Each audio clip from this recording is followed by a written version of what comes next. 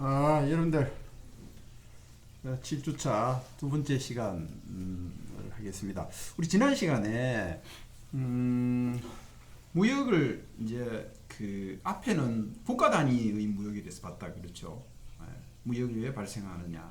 무역이 발생하면은 국가 차원에서 무역이 발생하면은 물품 거래뿐만 아니라 그 물품 거래 이면에는 외환 거래가 외환 결제가 이루어지지 않을 수 없다. 그래서 그 외환 시장에서 외화가 왔다 갔다 수요 공급이 이루어지고 거기에 따라서 환율이 결정이 되고 그렇게 이제 이루어진다. 그 다음에 그렇게 따라서 1년 동안 국제 거래를 한 결과를 나타내는 것이 이제 그 국제 수지라는 것이 있었고 그 국제 수지가 확대 균형으로 가면 좋은데 현실적으로 그렇게 균형으로 가기 어렵다. 자유무역을 하면 물론 좋지만은 현실에서는 자유무역이 어떻습니까? 굉장히 어렵다. 어렵다.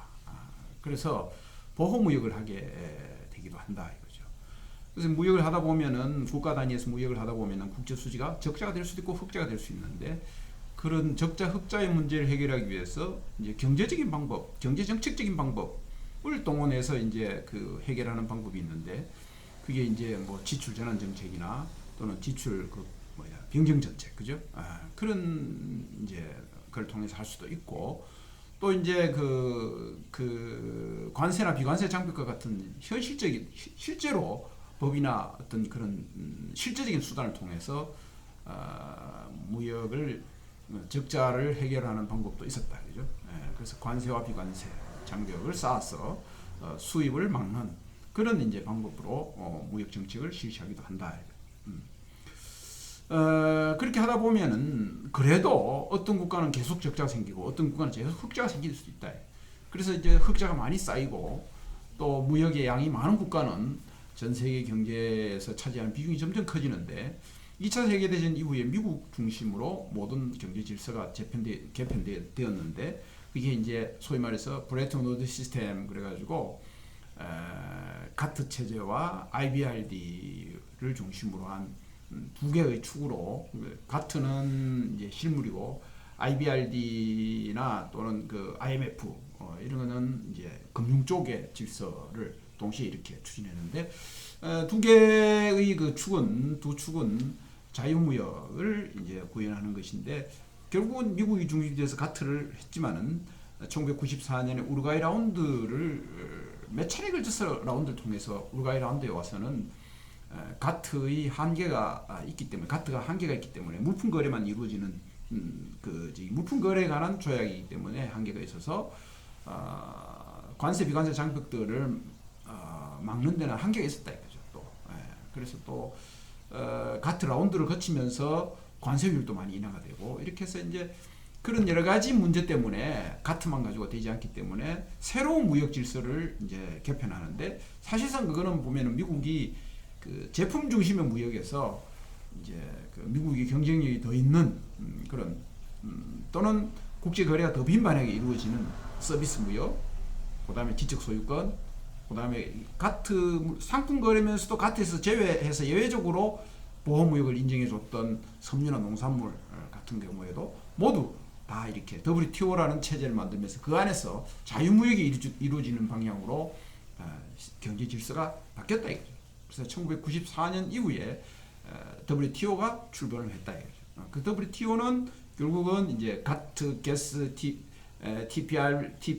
TRIPS, 그다음에 분쟁 해결 기구, 그다음에 무역 정책 기구 이런 여러 가지 그 새로운 시스템을 구축을 하면서 새로운 무역 질서를 만들어 갔다 이거죠. 그러면서 그 이슈가 있을 때마다 라운드를 계속해서 열어가지고 그 이슈마다 노동면 노동, 인터넷면 인터넷, 공정경제, 공정경제, 공정무역, 공정무역 그 이슈마다 이제 새로운 라운드를 하면서 계속해서 새로운 무역 질서를 만들어가고 있었다 이거죠. 그리고 이제 가트 중심, WTO 중심, 가트 중심은 이제 선진국 중심이죠, 그죠? 선진국 중심이고 어떻게 보면은 이제 그 개도국을 좀 발전시켜야 된다. 개도국의 무역을 발전시켜야 한다라는 개도국을 발전시키고 지속 가능한 어떤 발전을 위해서는 개도국을 좀 배려해야 된다. 해서 이제 웅크타드가 등장을 하고, 그 다음에 이제 유엔 차원에서 그렇게 하면서 웅크타드를 중심으로 해서 이제 그 개도국의 GSP 제도 해가지고 일반 특혜 관세 제도 같은 제도를 둬가지고 개도국의 무역을 좀 더 촉진시켜주고 발전을 촉진시켜주는 그런 측면에서 이제 공정무역이라는 개념도 거기서 등장하게 됐다라는 이야기를 제가 했었고, 그 다음에 이제 금융 쪽에서는 이제 그 IBRD나 IMF나 또는 이제 뭐 특히 IMF가 중심이 돼가지고 이제 IBRD는 이제 개도국 중심이고 IMF는 선진국, 중진국 중심이고 OECD도 있었고, 그러면서 이제 금융 질서를 잡아가는 그런 시스템이 있었고, 그다음에 이제 그 또 다른 하나의 축은 이제 소위 경제 통합이라는 것이 있어가지고 단계별로, 그렇죠? 단계별로 5단계별로 발라사가 구분하는 5개 단계별로 경제 통합의 통합체로서의 그 무역의 전 세계 그 경제 통합 통상 질서를 또 하나의 축으로서 이렇게 또 존재하게 됐다. WTO나 가트에서도 이런 어떤 그 경제 통합체에 대한 예외는 그 인정해주는 그런 추세이기 때문에 각국들은 FTA라든지 그다음에 EU라든지 그다음에 EC라든지 EU라든지 이런 식으로 그 관세 동맹이라든지 또 이런 식으로 이제 블록을 형성해서 자체 자유무역을 이제 그 블록 내에서 자유무역을 구현하기도 했다. 어쨌든 그러다 보면 OECD라는 것이 등장했고, OECD는 선진국 중심의 그 경제 기구다라는 이야기까지도 했었습니다. 그렇죠? 막 이렇게 해서 이제 전체적으로 무역 이론에 관한 내용은 다 했었고, 그 다음에 이제 그러면 무역을 이 국가적인 차원에서 봤단 말이죠, 그죠? 국가 차원에서 봤는데 국가적 차원이 아니라 기업적 차원에서 봤을 때 무역은 어떻게 되는 것이냐?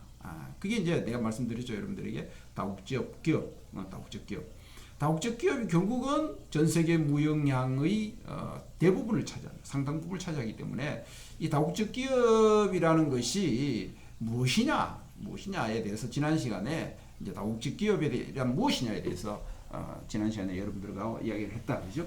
그래서 다국적 기업의 정의에 대해서도 좀 이야기를 했었고, 그다음에 이제 다국적 기업이 어떻게 다국적 기업으로 되느냐, 수출부터 시작해가지고 수출하다가 수출도 간접 수출, 직접 수출하다가 이제 수출을 담당하는 상대 국가에 수출하는 국가의 수출이 늘어남에 따라서 사무실을 만들고 또 지사를 만들고 마케팅 전담 회사를 만들어 가지고 운영을 하다가 운영하는 방식으로 이제 발전을 하는 거죠. 하다가 이제 그 수출은 완제품을 수출하는 것이기 때문에 그게 이제 장벽에 막힐 수 있다 이거죠. 장벽에 막힐 수 있다. 그래서 이제 등장한 것이 계약 형태로 진출하는 건데, 그거는 이제 그 수입하는 국가에서 이제 환영하는 형태의 진출 방식이다 이거죠. 기술을 이전해 주겠다. 프랜차이즈로 그 다 모든 것 다 개발된 것을 그 개도국에 가서 이제 그 사업할 수 있도록 해주고, 또는 뭐 계약 생산 형태를 한다든지, 뭐 계약 경영 형태를 한다든지, 그런 식으로 이제 그 개도국 그 수입하는 국가의 수요를 또는 수입하는 국가의 요구를 충족시켜주면서 비즈니스를 하는 그런 형태로 나타나는 게 계약 형태다. 그러다가 이제 좀 더 적극적으로, 좀 더 이제 그 적극적으로 시장을 개척하거나 또는 더 확대하기 위해서 이제 소위 말해서 투자 형태가 되는데, 주로 이제 그 해외 직접 투자를 의미한다 이거죠. 그 직접 투자라는 것은 투자를 해서 거기에서 기업 활동을 하면서 경영권에 관여하는 목적으로 투자하는 것이 직접 투자고, 간접 투자는 그야말로 금융에 투자해가지고 증권의 차익이라든지 채권의 이자라든지 이런 것들 수익으로 하기 위해서 이제 투자를 하는 거죠. 그게 간접 투자죠. 근데 이제 우리가 여기서 주로 이제 그 다국적 기업화되는 것은 직접 투자를 통해서 해당국에다가 공장이나 기업을 만들거나 또는 기존에 있는 기업을 인수합병하거나 또는 이제 조인트 벤처 해가지고 공동 투자해가지고 그 나라 기업과 함께 공동으로 출자해가지고 기업을 설립해서 거기서 경영을 하거나 하는 형식으로 해외 진출을 하고 그 나라의 국적을 가지고 그 나라에서 기업 활동을 하게 되는데, 그게 여러 나라가 많아지면 무슨 기업이 됩니까? 다국적 기업이 되더라. 지난 시간에 여기까지 했어요. 그렇게 할 때 이제 산업조직론적 입장에서 보면은 이제 수평적 통합과 수직적 통합이 수직적 통합과 수평적 통합이 있다. 그리고 복합으로 통합하는 형태가 있다 이거죠. 복합으로 통합하는 형태가 있다 이거죠. 예.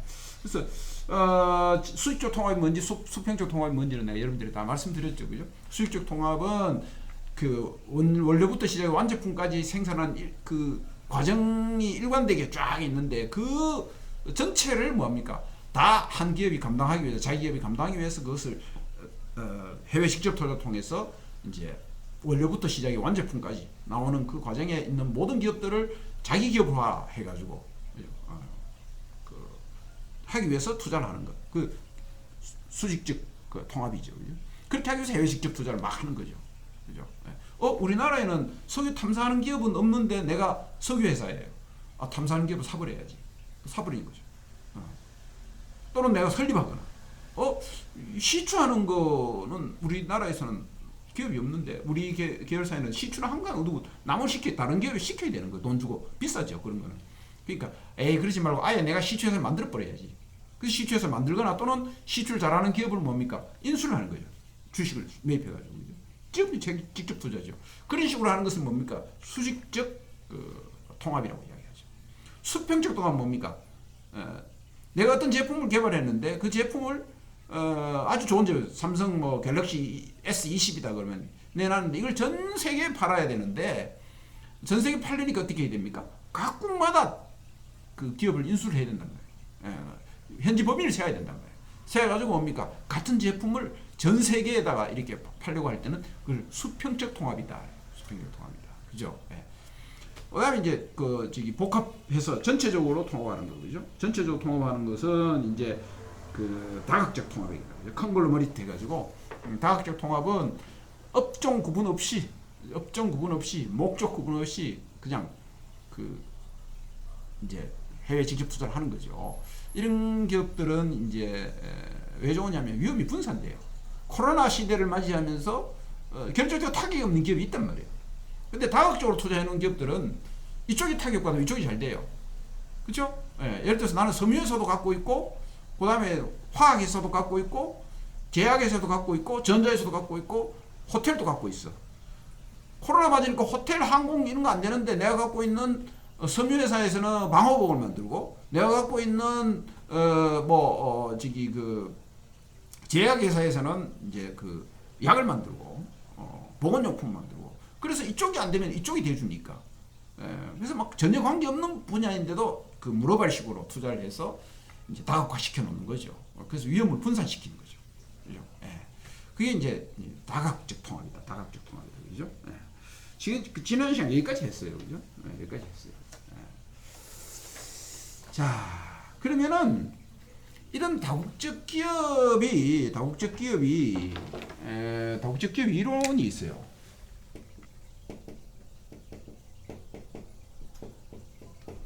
이건 FDI 이론이다 이렇게 이야기하게 돼요. FDI 이론이다. 이게 뭐 말이냐면은 해외 직접 투자 이론인데 이거는 왜 하느냐 왜 해외 직접 투자를 하게 되느냐 기업이 해외 직접 투자를 하게 되는 이유가 무엇이냐 이거죠. 그걸 이론적으로 규명을 하는 거죠. 몇 가지 이론이 있습니다. 왜 하느냐? 여러분들 해외 직접 투자를 하면 무조건 좋은 게 아닙니다. 해외 직접 투자는 많은 위험이 뒤따릅니다. 국경을 넘어서 자원을 투자하는 거잖아요. 거기서 공장을 만드는 거잖아요. 거기 현지 노동자를 고용을 해야 되는 거잖아요. 굉장한 위험이 뒤따르죠. 그러면 이런 위험을 무릅쓰고 왜 하느냐는 얘기예요. 왜 하느냐? 그게 이제 해외 직접 투자 이론이에요. 이론이에요. 이제 첫 번째로는 이제 독점적 우위론이다.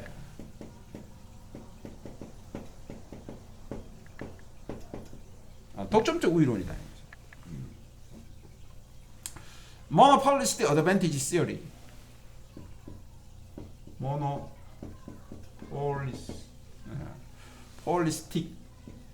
Polistic advantage 우위니까 advantage theory. 독점적 우위 이론이다. 이 독점적 우위 이론은 이제 킨들버거라든지 또는 이제 케이브스, 케이브스 하는 사람도 있고 하이머 이런 사람들이 독점적 우위론을 주장을 했습니다.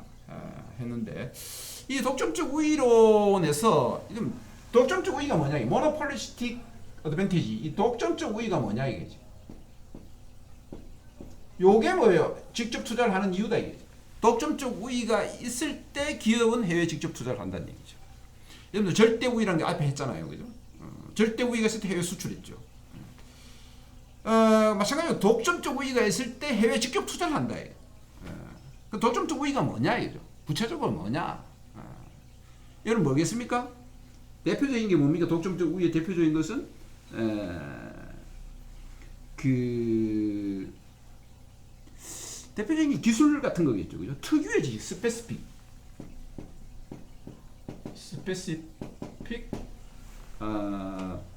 스페시픽 뭐 날리지라든지 특정적인 거. 그래서 이제 이 특유의 지식이다. 스페시픽 날리지. 특유의 지식. 그 기업만 갖고 있는 특유의 지식. 여러분들 그렇기 때문에 이 독점적 우위론은요, 불완전 시장. 시장이 아직도 불완전하다는 얘기는 뭡니까? 완전 경쟁이 안 이루어지고 있어.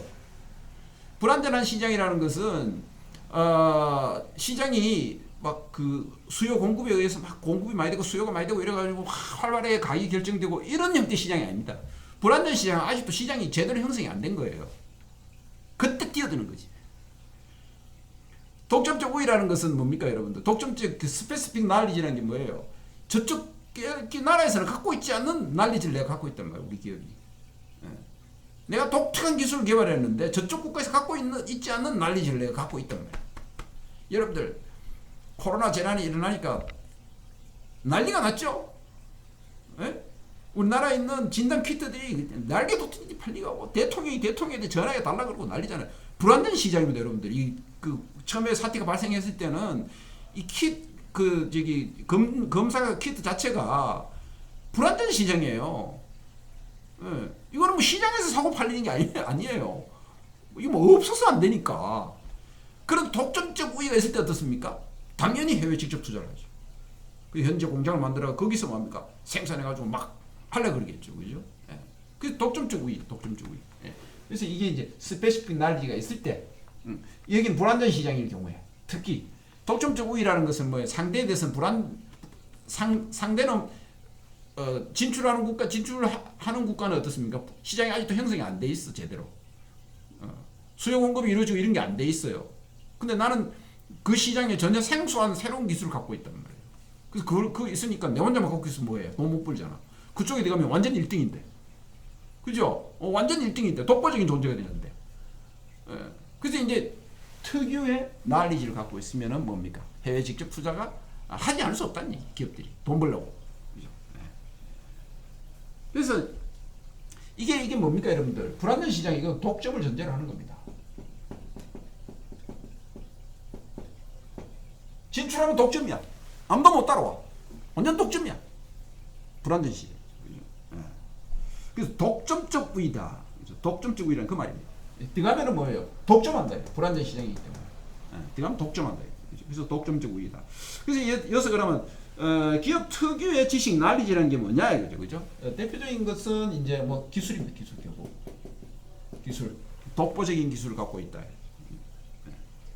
이거 가지고 일본이 우리나라에 대해서 갑질하려고 그러다 지금 뭐 우리도 피해가 좀 받지만은 일본도 상당한 피해를 봤죠. 우리한테는 뭡니까? 이 기회를 잘 선용하면은 일본이 그렇게 그동안 우리한테 무역 흑자를 많이 냈던 부분이 이제 소재 분야거든요. 부품 소재 분야거든요.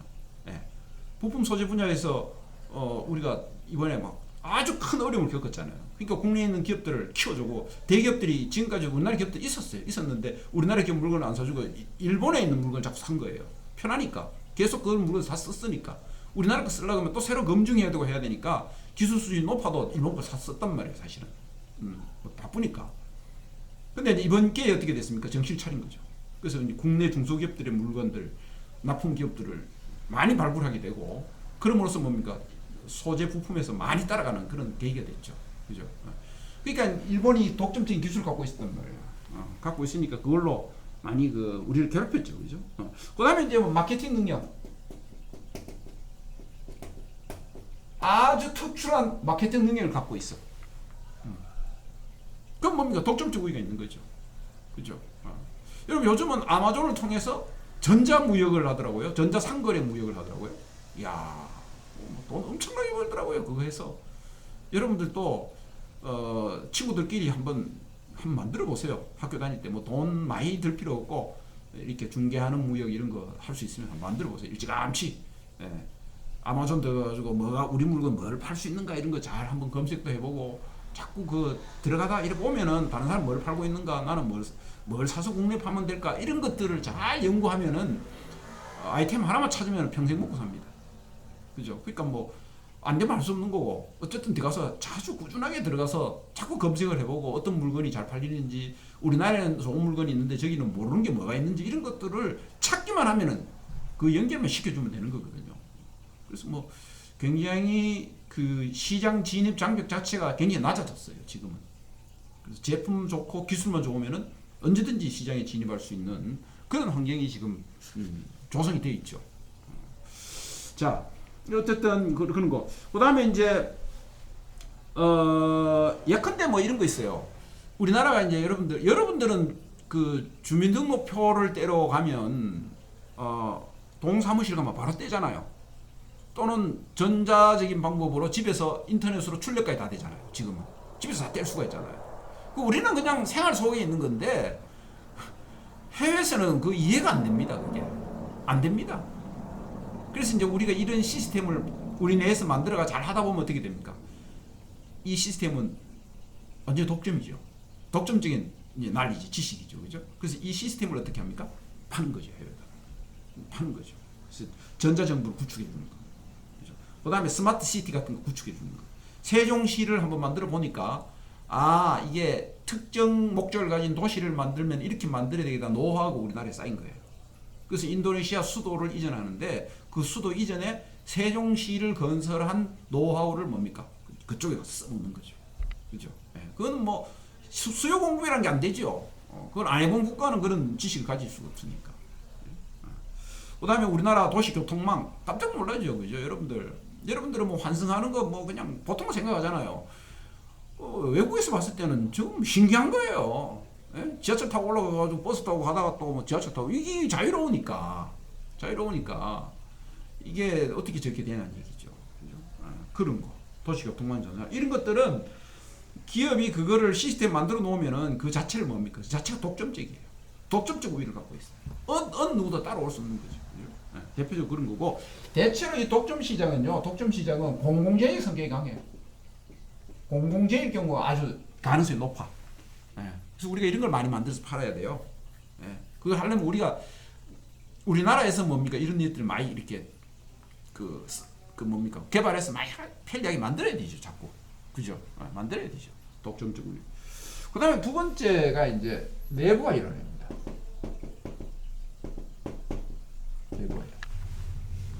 내부화 이론은 뭐냐면은 앞에는 시장이 불안전할 때 올라가잖아요. 불안전한 시장을 전제로 해서 독점적 우위로는 진출하는 거잖아요. 그죠? 근데 이제 이게 이제 그 불안전한 시장보다는 그냥 해외 시장에 진출할 때 시장을 뭐 하는 겁니까? 내부화 시키는 거죠. 그죠? 그래서 해외 시장 거래보다는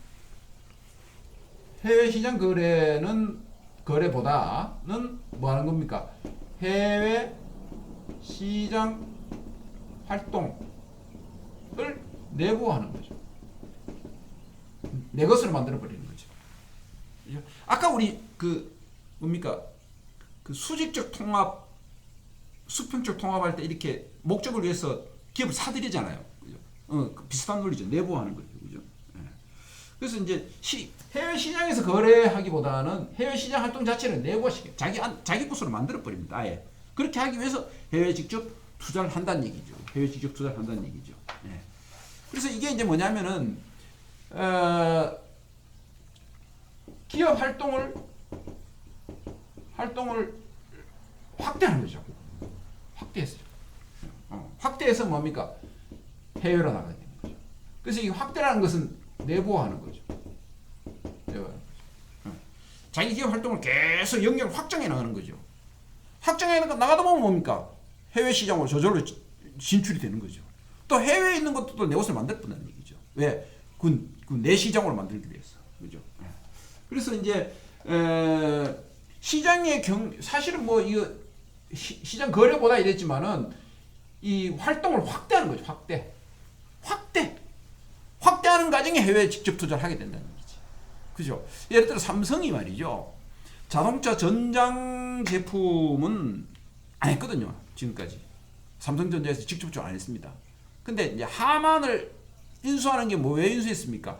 전장 사업에 뛰어들다 보니까 여기서 오디오라든지 엔터테인먼트 쪽으로 융합해 주는 것이 자동차 전장 산업에서는 유리하다 이거지. 그래서 어떻게 했습니까? 하만을 인수한 거잖아요. 그러니까 이게 영역을 확대해 나가는 거죠. 확대가 나면서 하만을 인수해 버리는 거죠. 그죠? 그래서 이제 이게 확대하기 위해서 하는 거죠. 그죠? 확대하기 위해서.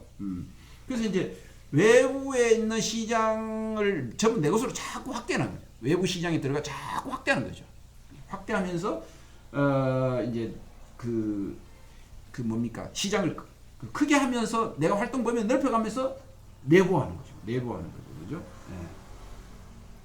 여러분들 사실은 이제 국내 시장은 수요 공급 내가 어떤 제품을 갖고 있으면 굉장히 경쟁이 심하잖아요. 수준이 비싸니까. 근데 그걸 해외 쪽으로 나가면 어떻게 됩니까?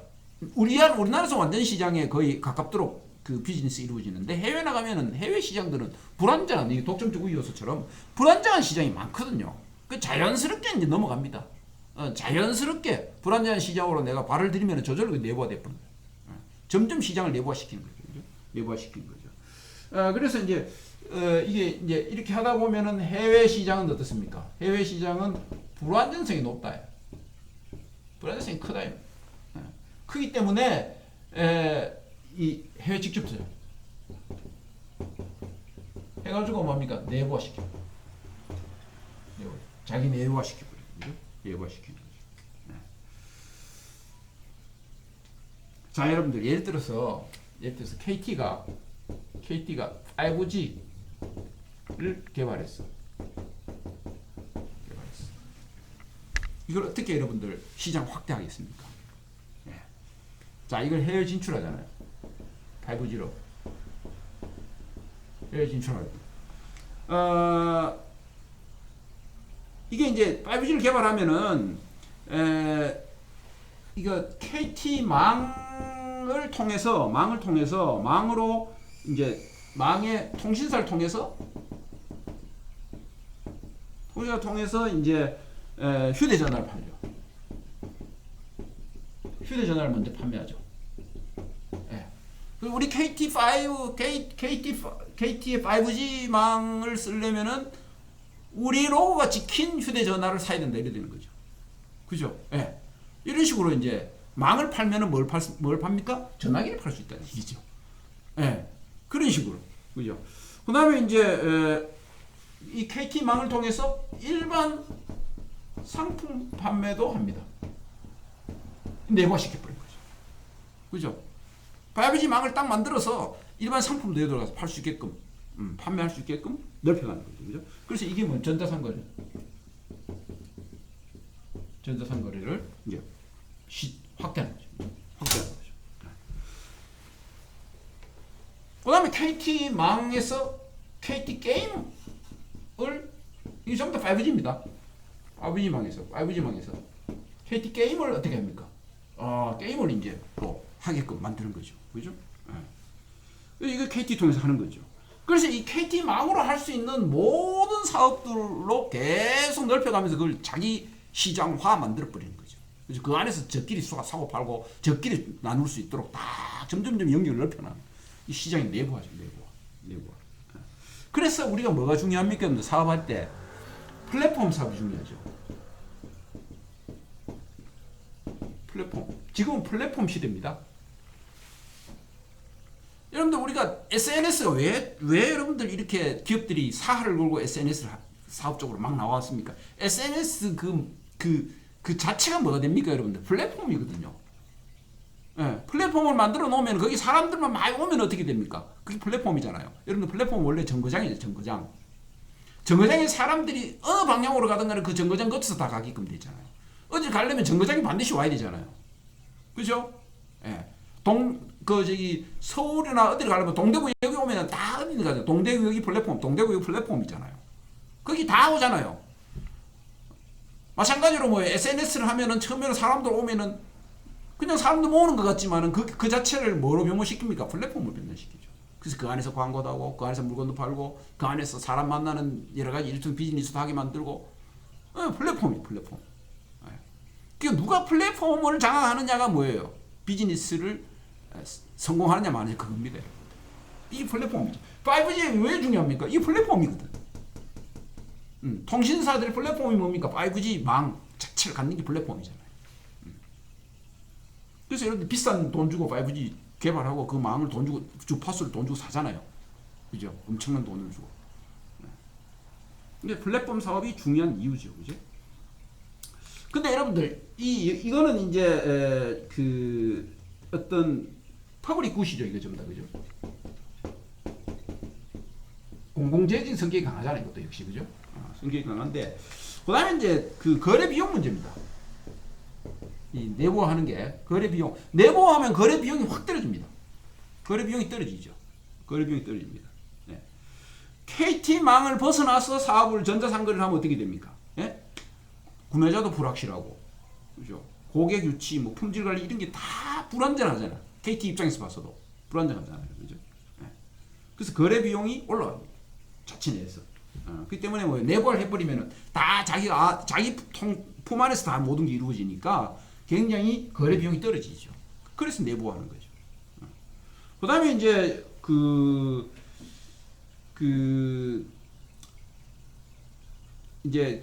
소위 말해서 정부 개입.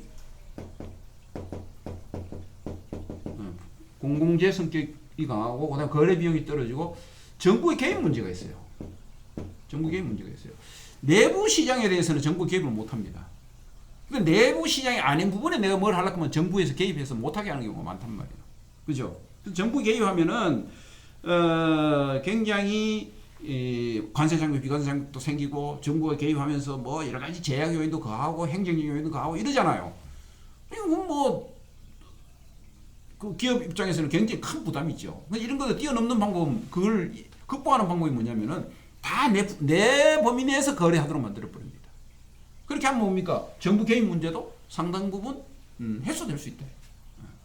그래서 우리끼리 내가 이렇게 넓혀가서 너희들 시장까지 갔는데 그 부분에 대해서 여기 들어오면은 일단 이 안에서 모든 거래 이루어지니까 그 밖으로 안 나가니까 너희 상대국 국가에 있는 기업들도 이 안에 들어와서 이 안에서 비즈니스를 하니까. 예. 그러니까 이쪽하고는 상당히 이렇게 경계를 끊는 거죠, 사실은. 이 국경은 여기 안까지 들어왔는데 이 나라 기업이 여기 들어오면은 이 나라 기업하고 거래하는 게 아니고 여기 들어있는 기업끼리 거래하게끔 만드니까 이 나라 입장에서 어떻습니까? 별로 자기네들하고는 관계 없는 것처럼 보인단 말이에요. 자기네 기업이 거기 들어가 하는데도. 그죠? 그러니까 뭡니까? 개입 문제가 많이 줄어들죠. 아무래도. 많이 줄어들죠. 그래서 점점 느리는 거죠. 문화발처럼 느리는 거죠. 그죠? 예. 내부화하는 거죠. 그래서 내부화하는 것은 불안전한 그 시장의 해외 시장의 불안전함 이런 것들을 극복하기 위해서 뭡니까? 해외 직접 투자를 하는 전략이 바로 내부화 전략이다. 내부화 전략. 내부화 이론이다. 그래서 해외 시장의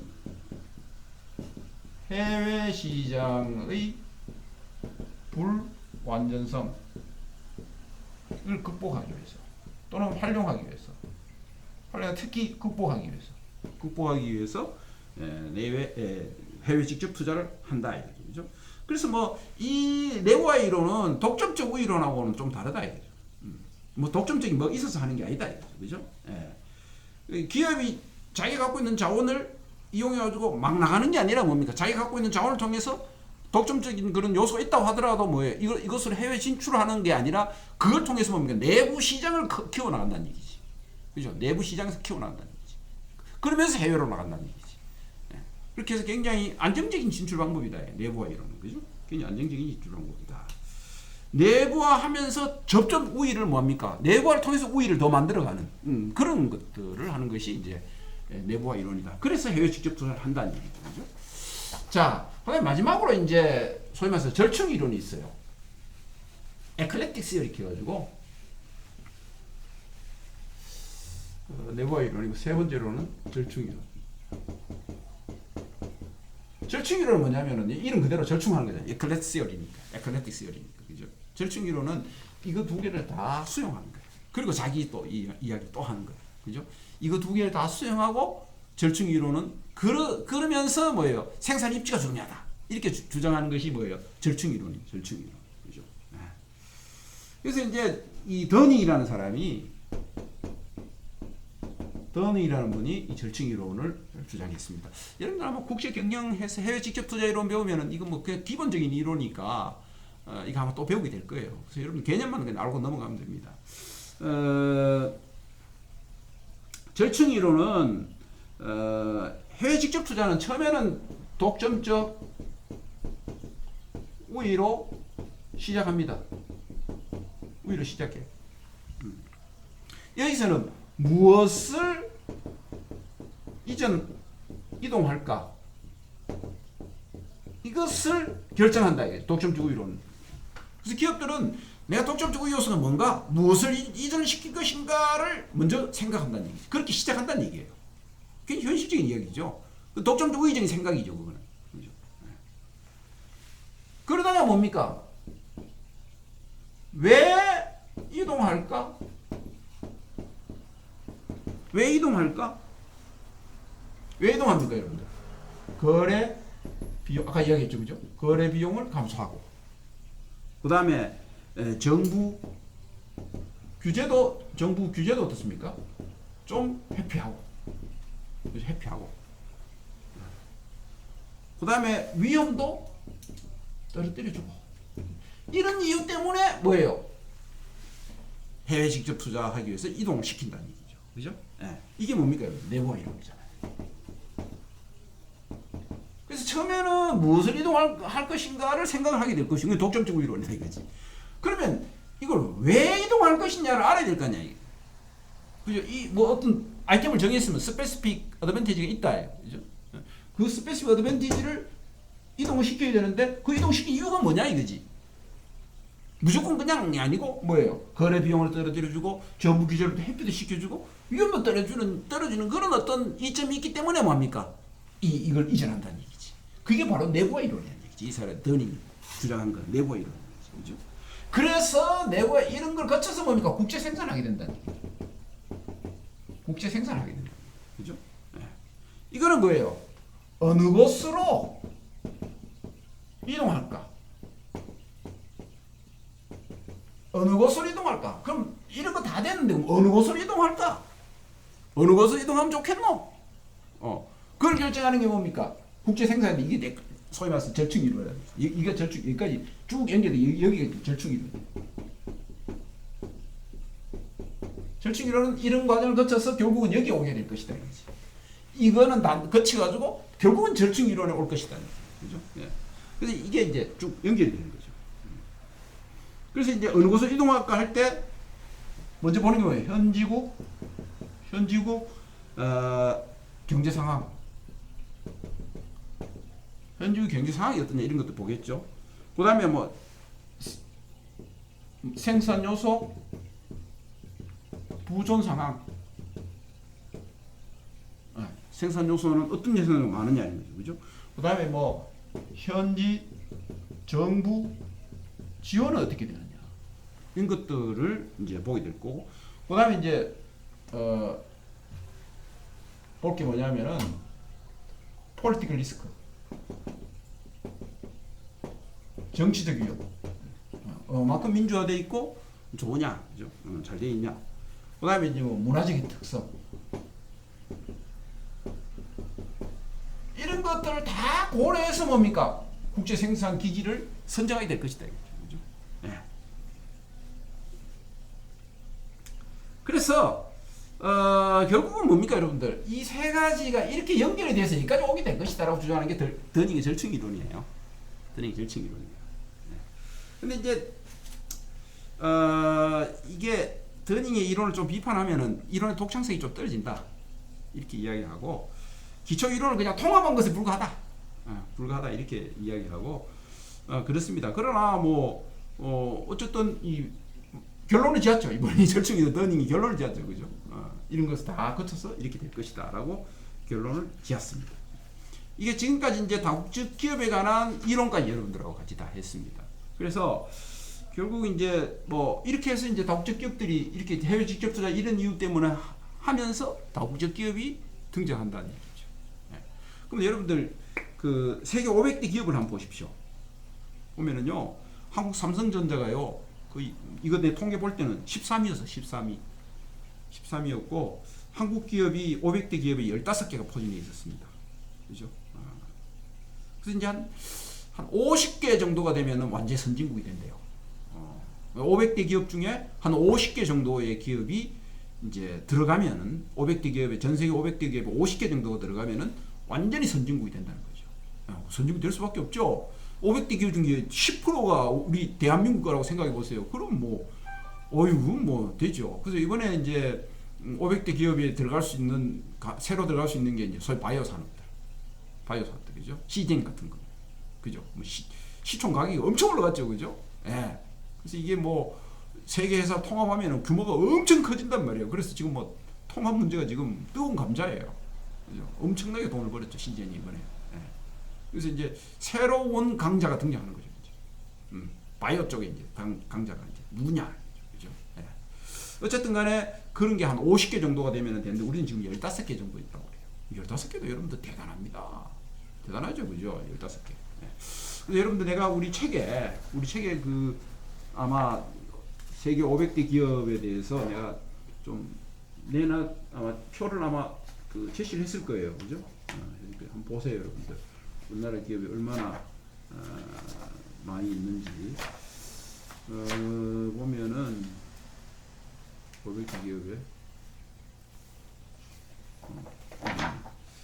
2016년 기준으로 포춘지 세계 500대 기업을 보면 1위가 월마트인데 지금 1위가 바뀌었죠. 그죠? 중국의 시노팩이 4위였네 이때 벌써. 그죠? 4위였네. 옛날에 1등이 뭐 아니었죠. 그죠? 월마트가 아니었죠. 중국이 지금 뭐 2위, 3위 전부 중국입니다. 이거 국영 기업들이니까. 2위, 3위, 4위 전부 중국 기업들입니다. 그죠? 엑스모빌도 있고 애플도 있고요. 지금은 애플하고 아마존하고 뭐 이런 기업들이 제일 앞장서 있죠, 그죠? 아마존이 아마 1등 기업일 거예요, 아마. 아마존이 1등 하는 것 같더라고요. 여러분들 월마트에서 아마존을 바뀐 거 어떻게 생각하세요? 그만큼 뭐예요? 전자상거래 무역이 이제 활성화됐다는 얘기예요. 그래서 여러분들 기회입니다. 이 무역을 배워가지고 전자상거래 무역을 하셔야 돼요, 앞으로. 예. 이게 뭐 자본이 많이 들어가는 게 아니거든요. 자본이 그렇게 많이 안 들어가니까 공부해서 여러분들 가운데 전자상거래 무역을 해서 많은 그 업적을 남기는 그런 국가에도 기여하고 그런 이제 기업가들이 많이 나타나기 바랍니다. 예, 할 수 있습니다, 여러분들. 어릴 때부터 해야 됩니다. 특히 나는 우리나라 농산물이 앞으로 해외에서 굉장히 인기가 있을 것이다 이렇게 봅니다. 예, 내 개인적인 생각으로. 그래서 우리나라의 그 우수한 유기농 농산물을 생산할 때 노지에서 생산하는 게 아니라 하우스 큰 그 온실처럼 생긴 완전 자동화된 그 하우스에서 비닐하우스보다는 훨씬 큰 그죠? 큰 대규모 하우스 같은 그 식물 공장 같은 거의 공장의 개념이에요. 그런 데서 생산해 가지고 이것을 뭐 합니까? 비행기로 해외에다 수출할 수 있는 그런 날이 와야 되지 않겠나 이렇게 생각해요. 선박으로 가면 늦으니까. 그리고 이제 철도망이 잘 구비가 되면은 KTX가 이제 그 북한만 뚫려주면은 우리나라에서 북한 거쳐서 러시아로 가고 유럽까지 가거든요. 그래 가면은 충분히 물류가 빠른 속도로 달리면은 유럽까지 우리 채소가 갈 수도 있습니다. 우리 농산물이 갈 수도 있습니다. 그래서 앞으로 그쪽이 좀 괜찮지 않겠나 이렇게 생각해요. 그런 물건을 해외에 좀 팔 수 있었으면 좋겠다 이 생각하고 그 포춘지 선정 500대 기업 가운데 한국 기업들 보면 삼성전자, 현대자동차, 한국전력, 포스코, LG전자, 기아차, 현대중공업, 하나, SK, 현대모비스, 현대가 두 개네, 그죠? 현대자동차도 있고 모비스도 있네. 그다음에 롯데쇼핑, LG디스플레이, LG도 두 개네, LG전자와 디스플레이, 그죠? 그다음에 GS칼텍스도 LG 계열이죠, 사실은, 그죠? GS칼텍스. 삼성생명이 또 하나 있네, 그죠? 삼성전자, 삼성생명. 그다음에 한국가스공사. 이렇게 해서 이제 500대 기업 안에 이렇게 있는 기업들을 내가 이게 16년 기준입니다. 근데 여러분들 새로 찾아보면 또 이 좀 많이 바뀌었어요. 그 다음에 거기 보면은 10대 기업들 Following is the list of top 10 companies. 이 10번째 기업 안에 중국이 여러분들 3개나 있습니다. 이거 뭐 국영기업들 그죠? 중국이 3개나 있어요. 어쨌든 이렇게 해서 이제 해외 직접 투자 이론까지 다 함으로써 다국적 기업에 대한 이제 그 정의라든지 다국적 기업이 어떻게 해서 생겨나게 됐다 이런 데 대해서는 쭉 다 했습니다. 그래서 이제 한 장 넘어가서 그러면 이런 다국적 기업들을 어떻게 경영하느냐, 다국적 기업의 경영에 대해서 지금부터 조금 보겠습니다. 그럼 다국적 기업을 어떻게 경영할까? 여러분 경영이 뭐예요? 예? 경영이 뭘까? 다국적 기업 경영이 이제는 경영이 뭔지를 알아야 되겠다. 그죠? 그럼 경영이 뭐예요? 경영. 이것만 설명하고 좀 마치겠습니다. 경영이 뭐예요? 경영 오늘에서 다 공부했죠? 경영이 뭡니까? 경영은 아주 막 그냥 심플하게 설명을 하면은 경영이라는 것은 그 뭐야 인풋이 있어요. 그 다음에 이 오퍼레이션이에요.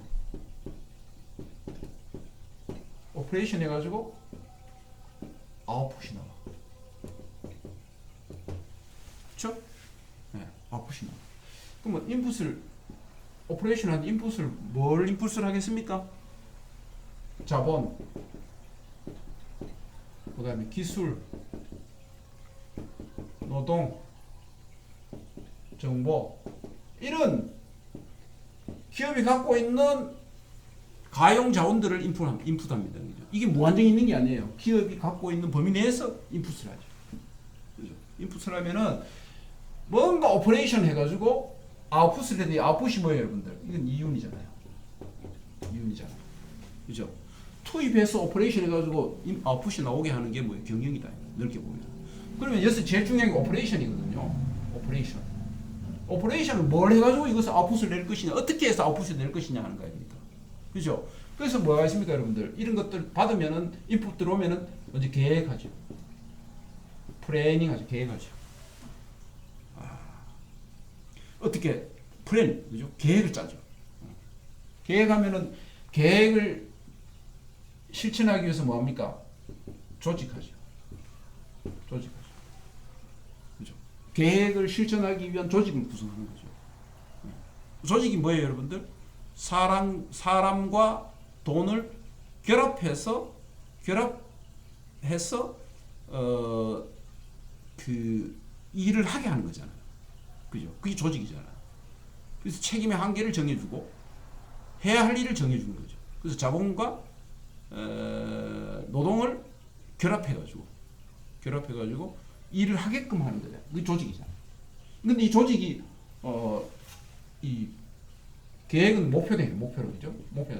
계획된 대로 가게끔 뭐 해야 됩니까? 이렇게 리드해야 돼. 가게끔 해줘야 되잖아요. 그래서 그걸 뭡니까? 조정한다. 또 통제한다는 거죠. 그죠? 조정 통제가 다시 뭐예요? 목표를 세운 그 계획으로 가는 거죠. 그죠? 그래서 계획하고 조직하고 조정 통제하는 세 가지의 뭐예요? 활동을 오퍼레이션이라고 이야기하죠. 그래서 투입된 노동과 기술과 자본을 가지고 목표를 달성하기 위해서 계획하고 그 계획을 실천하기 위한 조직을 만들고 이 조직이 목표를 향해서 가게끔 통제하고 조정하는 거. 조정 통제하는 일련의 과정을 우리는 뭐라고 하면 오퍼레이션이라는 거예요. 그래서 결국은 이 오퍼레이션 자체 요거를 뭘로 봅니까, 여러분들? 이런 좁은 의미의 경영이다. 이렇게 이야기할 수 있죠. 좁은 의미 경영이다. 이렇게 할 수 있죠. 그러면 여기에는 뭐가 있습니까, 여러분들? 이 주변에는 많은 환경들이 있습니다. 경영 환경들이 있어요. 이 환경들이 작용을 하는 거죠, 또. 그럼 환경에 맞게 뭐 합니까? 또 목표 조정하고, 목표를 이제 계획을 달리 해가지고, 그러니까 조직하고, 조정하고, 통제하고, 이윤이 나오고.